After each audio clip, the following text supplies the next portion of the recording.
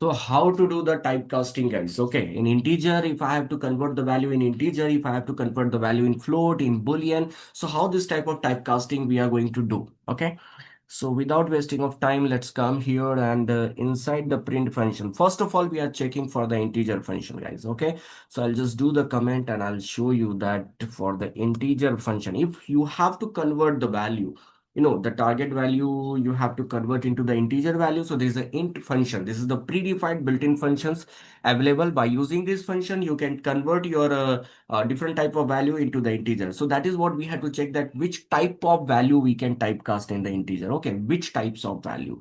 So I'm just going to write here like which types of value we can typecast in integer. Okay, so let me check here, like can we typecast in integer, can we typecast the 3.14 like 14 floating point value? Similarly, I just want to check like in integer function, I have to check that can we typecast the boolean value like true.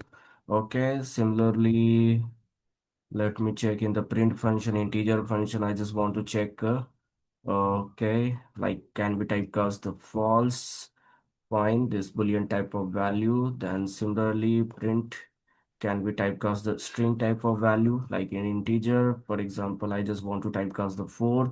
That is, we have already seen that we can do a typecasting. Okay, fine. So you can see here, guys, that we have a 3.14, which is the floating point of value. Then we have a boolean value true, false boolean value. Then this is the string type of value, and let me check the output, what type of output we are getting here. Okay, so we are getting here the output, the first value, that is a 3. So 3.14 means the floating point value is possible that you can convert into the, you can typecast into a integer. Similarly, the true boolean value has typecasted in integer, that is a 1. False has typecasted in integer, that is a 0, and this string has converted into integer, that is a 4.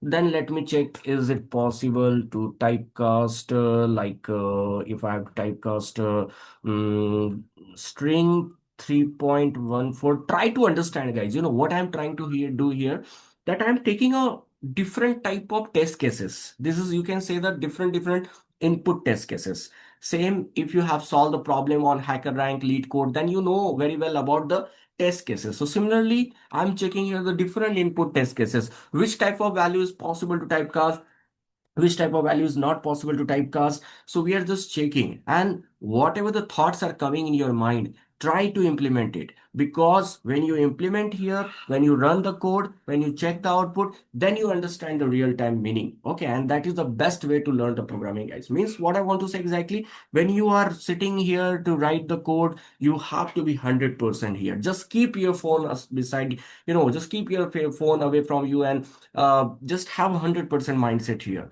Try to think the different possibility, and that is the best way.